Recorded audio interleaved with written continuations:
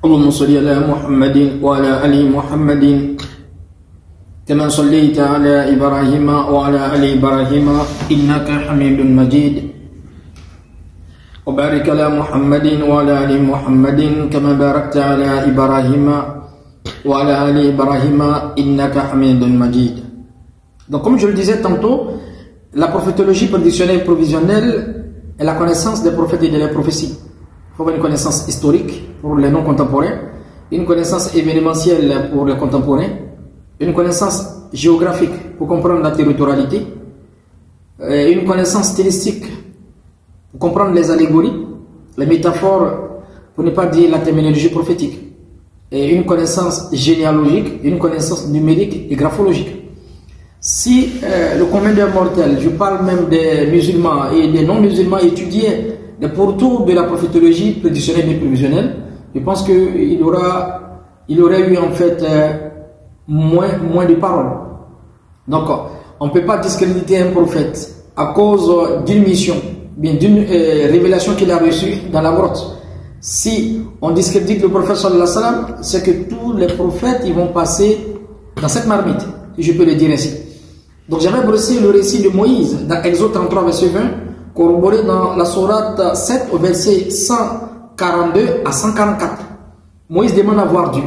Allah il dit Lan tarani, Moïse tu ne peux pas me voir. Walakin unzur ila al-jabal. La question qui donne titiller. Pourquoi Dieu parle des montagnes si Moïse n'était pas dans un endroit montagneux? C'est comme si je dis à telle personne tu veux telle chose, regarde la chaise. Mais si je cite la chaise, parce que la chaise est à côté de la personne. Allah il dit Unzur ila al-jabal fa in istaqarra makanahu fa sawfa tarani. Si la montée est restée stable, tu pourras me voir. Falamma tajalla rabbuhu lil-jabali ja'alahu dakka wa kharra Musa sa'iqa. Dieu a monté une petite lumière, comme les savants le disent dans les explications extra-coraniques, et Moïse a perdu connaissance, il s'est évanoui. Falamma afaqa qala subhanaka tubtu ilayk wa anna awwalul mu'minun. Donc on reçoit ici, Moïse dit pureté à Dieu, à Allah, je suis le premier des croyants. Donc, Dieu lui a montré, lui a dit de regarder une montagne, regarde cette montagne. Donc il est à côté d'une montagne. Et donc les récits qui parlent des montagnes, d'où la spéléologie, ont plus de fréquence que de chance dans la Bible, dans les récits bibliques, thoraïques, évangéliques et coraniques, même extra-coraniques. Je vois. Donc ici, quand on retourne dans l'étude, on voit ici que Dieu parle des montagnes. Mais est-ce que les prophètes ils vont aller séjourner dans les montagnes sans qu'il y ait une caverne? C'est là qu'on va essayer d'étudier ensemble. Donc on va essayer de prendre d'abord le récit de Ésaïe 2, verset 3. Ici encore, la mention de montagne ressort. On est en plein dans la connaissance, n'est-ce pas, de la prophétologie, dans la connaissance géographique, la territorialité. Et c'est une prophétie qui parle d'Ésaïe. La Bible dit ceci, que la montagne de la maison de l'Éternel sera fondée sur le sommet des montagnes, qu'elle s'élèvera par-dessus les collines, et que toutes les nations y afflueront. Des peuples s'y rendront en toute foule et diront, venez et montons à la montagne de l'Éternel. Il s'agit encore là d'une montagne. Donc si je prends encore dans 1 Roi 19, verset 8 à 9, on nous parle encore d'une montagne. Et là, il s'agit du prophète Élie. On a parlé de Moïse, on a parlé du prophète sallallahu alayhi wa sallam, on parle ici du prophète Élie. En arabe, c'est Elias. Il se leva, mangea et but. Avec la force qui lui donna cette nourriture, il marcha 40 jours et 40 nuits jusqu'à la montagne de Dieu à Horeb. Là, on a une situation géographique. Je vous ai dit, dans la prophétologie prédictionnelle et prévisionnelle, on tient compte de certains paramètres. D'où la connaissance géographique. Ici, on est en face d'une territorialité. Retenez bien le nom Horeb. Le nom Horeb va être cité encore dans Deutéronome 18, verset 17 à 18 qu'on va lire. Il s'agit là de Moïse. Mais à Horeb, il y a quelque chose. Est-ce que le prophète Élie peut se promener dans un endroit, marcher 40 jours et 40 nuits jusqu'à une montagne de Horeb? Qu'est-ce qu'il y a à côté de cette montagne? La Bible dit ceci, et il entra dans la caverne. Il y avait une caverne. Alors qu'on avait rappelé ici la spéléologie, c'est de visiter, découvrir, séjourner dans une caverne, une cavité souterraine, une montagne ou bien une grotte. Donc on est en plein là dans la spéléologie. Et il entra dans la caverne et il passa la nuit. Donc dans la caverne, il a passé la nuit dans la caverne. Et c'était où? À Horeb. Retenez bien le mot Horeb, vous allez voir ici dans les récits qui concernent Moïse. Deutéronome 18. Je suis dans le verset, au verset 16 à 17. Il répondra ainsi à la demande que tu lis à l'Éternel, ton Dieu, à Horeb. Ici encore, on est en face là de Horeb. Donc dans 1 roi 19, verset 8, on nous parle d'Horeb. Et Deutéronome 18, verset 16 à 18, on nous parle d'Horeb.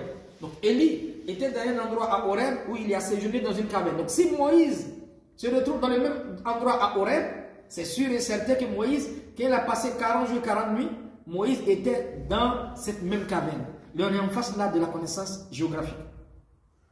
Donc, personne ne pourra discréditer un prophète de la course vers l'apostolat, notamment le prophète sallallahu alayhi wa sallam, parce qu'il a eu sa révélation dans une grotte.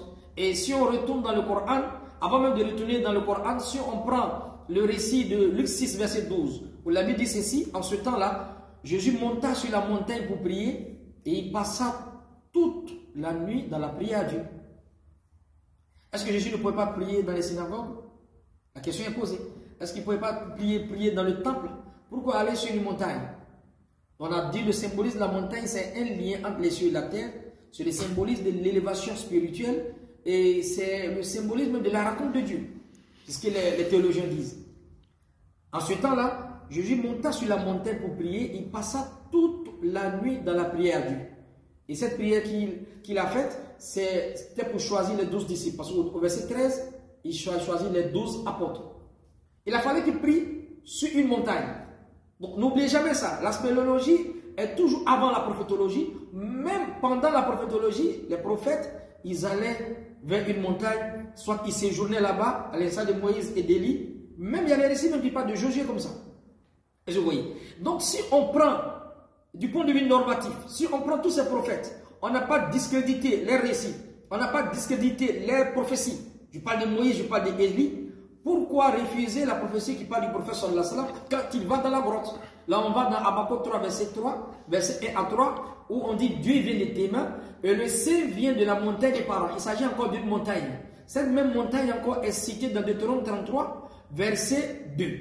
Dieu vient de Sinaï, l'Éternel est venu du Sinaï, il s'est levé d'ici, il a resplendu dans les monts Parans. Dans les monts Parans, ils sont cités dans Deutéronome 33. Et verset 2, c'est cité dans Habakkuk 3, verset 1 à 3. On parle des montagnes de Paran. On est en face de la densité adorationnelle, la densité révélationnelle et la bénédiction seigneuriale. Et le prophète sallallahu alayhi wa sallam, il a eu la mission.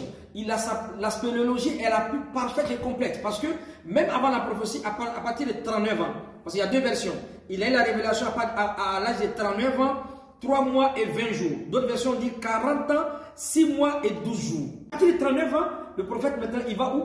Il va vers la grotte. Il met 10 jours, comme Moïse a mis des jours, 40 jours, 40 nuits comme Élie, dans la caverne. Donc le prophète, il va à Gaur Hira, il va séjourner là-bas. Et ceux qui séjournent dans une grotte, il prend un temps là-bas, il est plus qu'un spéléologue, il est appelé un troglodyte. Ils sont appelés les troglodytes, c'est ceux qui dorment, et bien ils vont séjourner dans la caverne ou bien dans la grotte. Donc les prophètes, en plus de la spéléologie, ils étaient des troglodytes. Ils ont séjourné dans la caverne, ils ont fait un temps là-bas. Ils aimaient s'isoler. Amos 3, verset 7, la Bible dit ceci: l'Éternel Dieu ne fait rien sans révéler ses secrets à ses serviteurs, les prophètes. Donc Dieu a voulu ainsi qu'ils s'isolent. Les prophètes étaient isolés, ils recevaient la révélation et ils transmettaient à leurs semblables.